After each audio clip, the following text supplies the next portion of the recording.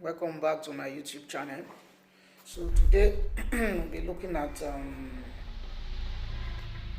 Allah in the Bible. So we don't really know. By Yusuf 80s, we say Allah. so let's watch and see how. Okay, so that's God to the Muslims. Some say it's not even the God of the Christians and so on. It's just a God. Some even said it's a moon God.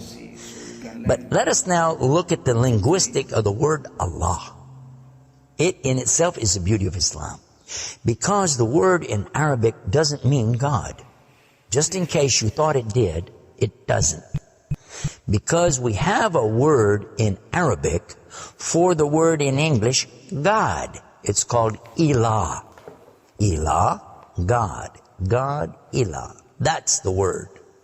But when we speak about the one and only God, the one that's to be worshipped, the God of Adam, the God of Abraham, and the God of Moses, God of Jesus Christ, peace be upon him, and the God of Muhammad, peace be upon him, we're talking about essentially the only God that's worthy to be worshipped. No other God. Now, what would be the proof for this? I realize that we have a lot of detractors who will say, no, it's not true, I don't believe it. Let's get a proof from the English translation of the Bible. That's a good place to start. Around the earth, there are many hotels and motels. And almost every one of them that you go to, there's a drawer beside the bed that when you open it up, you'll find a book in there and you'll take it out. Now, what is that book? And you already know the answer. It's the Bible. It's the Gideon publication of the King James Version of the Bible. The Gideons are very proud of it because they've translated it into so many languages. If you'll turn a few pages right in the beginning, you'll find examples of the translation to Chinese and Korean and into Urdu, the language of Pakistan. You'll find it into Tamil. You'll find it translated into Afrikaans language, which happens to be the first. And the second language translated to is Arabiya, Arabic. And there is an example of each one of these languages from the verse in the Gospel of John, chapter 3, verse 16. And you know it very well. For God so loved the world. That's how it begins. And if you look in the Arabic language, the example that they gave in that Bible, it says Allah. Allah. That's what it says. For Allah so loved the world. So if it's not the same God, then why? All over the entire earth, everywhere I go, I find this exact same word being used in the Bible of the Christians. Now you might say, what about the Old Testament? Well, just in case you would like to check it out, you can obtain a copy of this from our website. It's called The Beauties of Islam. Let me spell it out for you. It starts with B, beautiesofislam.com. Go there and see for yourself. The example is right there. Page 1 of the book of Genesis, of the very beginning of the Quran. Page 1 has 17 verses. And there's the word Allah.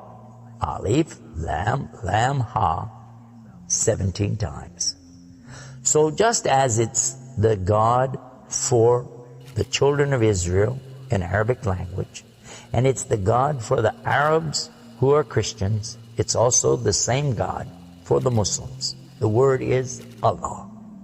Why Allah? Why is it important to have this particular word, and why don't we have it in English? Now, I want to come to the etymology of the word.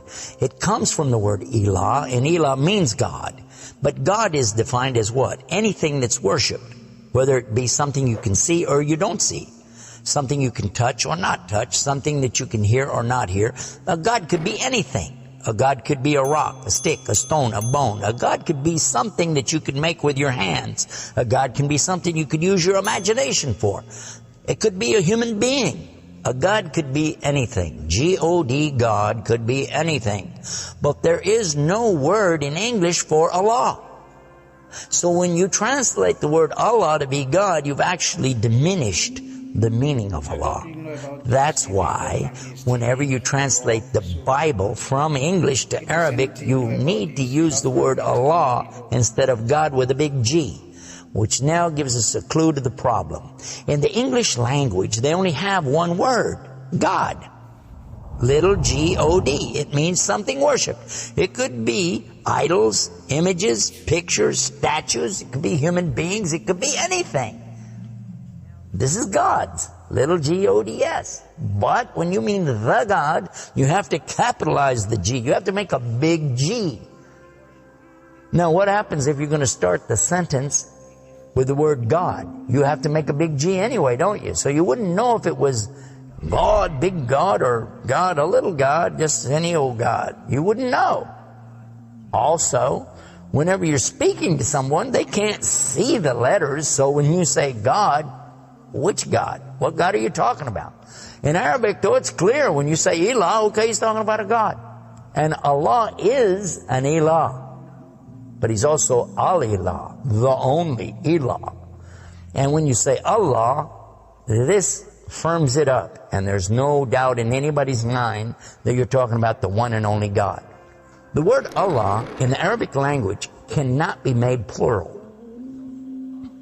There can't be more than one.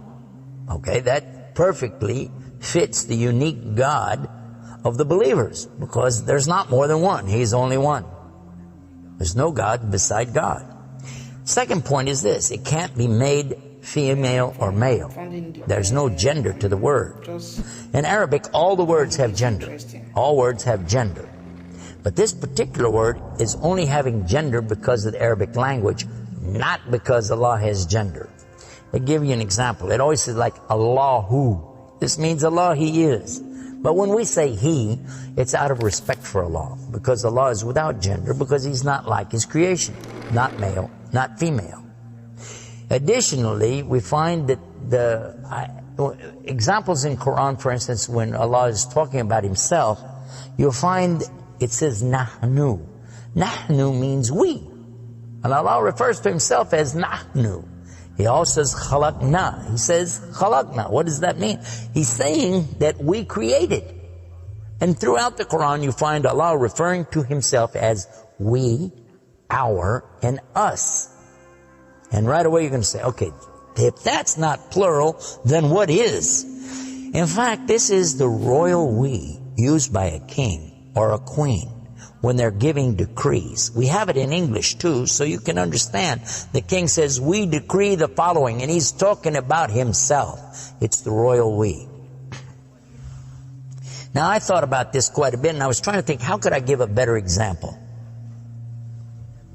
After all, most of us, myself included, never met a king, never met a queen, and so I'm not really familiar with that usage. Although it's there, I'm not sure what you're talking about. So then, in studying the English language, we find that it's true that we do that when we speak to someone directly. Watch this.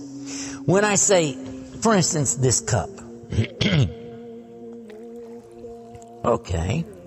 I would say, this is a cup. This is a cup of tea. I would say, this book is. I would say, those artifacts are. Those are. This is. These are. So I'm saying is and are. Did you catch this now? These things are. This is. Now when I speak to a human being, how do I do this? Well, I will say, you guys. All of you are. All of you are. A-R-E. But when I speak to somebody directly, do I say you is or you are? I will say you are. Why? Simply because this is the respect, honor, and dignity that I'm giving. There's no plural there. When I say to you, you are my friend. You are a lovely person. But why am I saying are? Why aren't I saying is? You is my friend. You is a lovely person. You'll say, man, this guy doesn't know English language. And in fact, that's how we can understand this usage of we and our when Allah is talking about Himself. This is the same as when I say I. I don't say I is, I say I am. And again, it's to show the, not plural, but rather the specific nobility, dignity, and honor that you give to the one who's speaking about himself and to the one he's speaking to. And in the same way, that's exactly what Allah is doing when He says Nahnu and Khalaqna and other examples throughout the Quran. So now what we've learned is that Allah's name itself is the perfect name for Allah. It is something that is so fantastic to describe who He is and who He isn't. The one and only God. There's none other like Him, nothing like unto Him, Allah, and at the same time, the dignity, the royalty, the honor that's due Him is contained in His name.